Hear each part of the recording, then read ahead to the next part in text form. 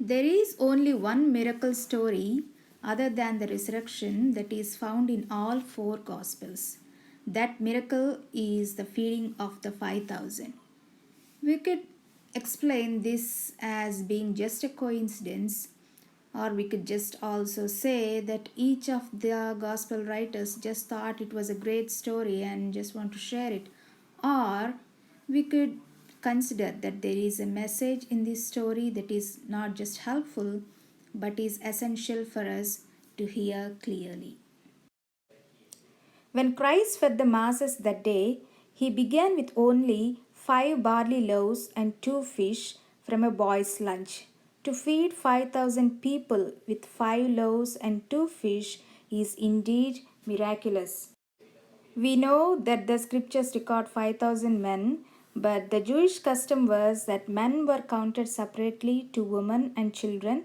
So some scholars put it in the range of 12 to 15,000 people across that mountainside that afternoon.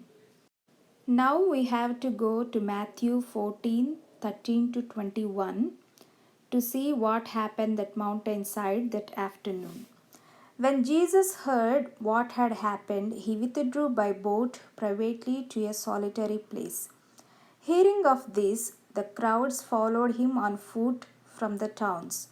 When Jesus landed and saw a large crowd, he had compassion on them and healed their sick. As evening approached, the disciples came to him and said, "This is a remote place and it's already getting late. Send the crowds away so they can go to the villages and buy themselves some food." Jesus replied, "They do not need to go away. You give them something to eat." "We have here only 5 loaves of bread and 2 fish," they answered. "Bring them here to me," he said, and he directed the people to sit down on the grass. Taking the 5 loaves and the 2 fish and looking up to heaven, he gave thanks and broke the loaves. Then he gave them to the disciples, and the disciples gave them to the people.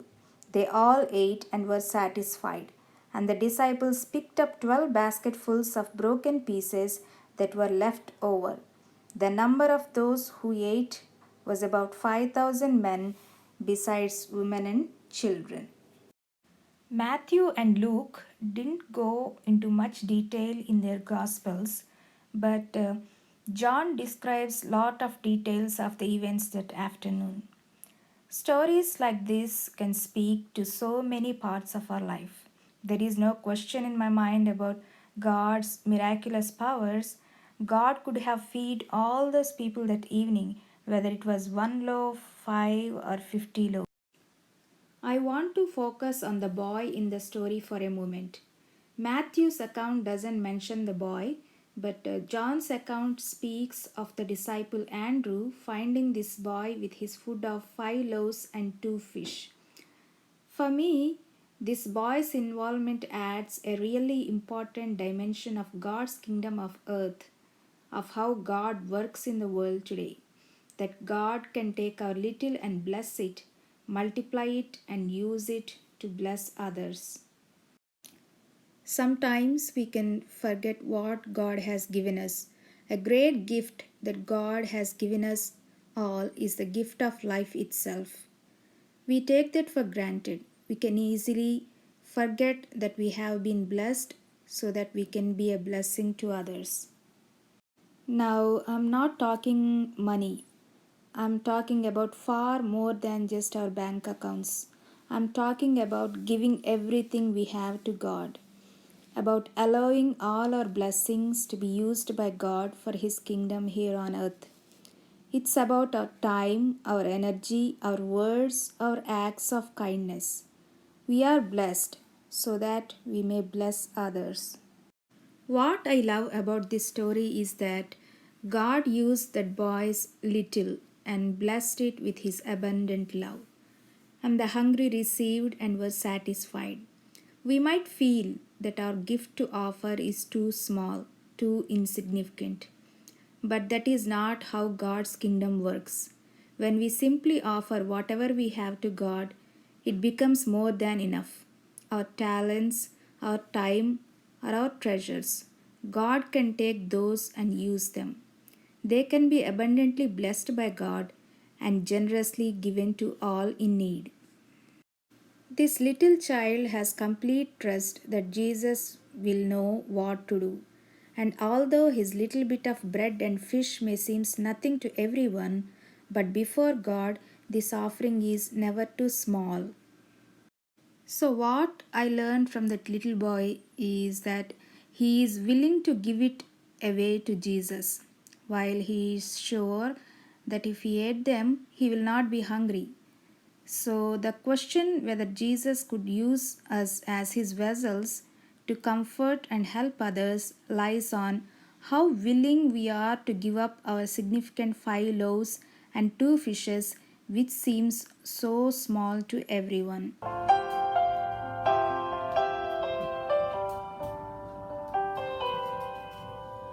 Little boy of 13 was on his way to school.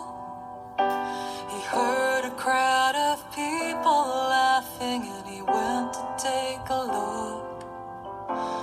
Thousands were listening to the stories of one man.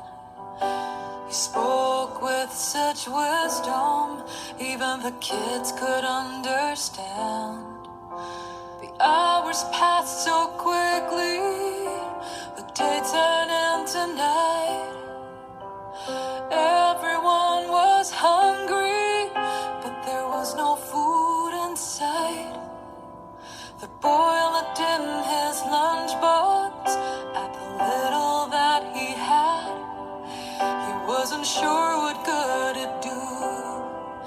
There were thousands to be fed, but he saw the twinkling eyes of Jesus, the kindness in his smile, and the boy cried out with the trust of a child. He said, "Take my 5 loaves and 2 fishes, do with it as you will. I surrender. Take my fears, my inhibitions, all my burdens, my ambitions.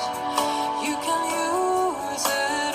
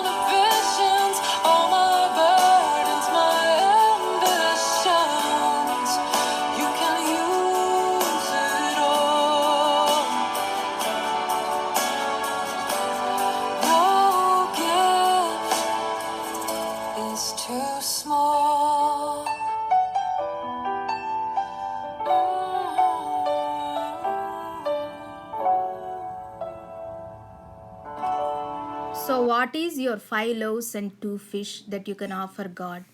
What talent, time, and treasure you can offer to God?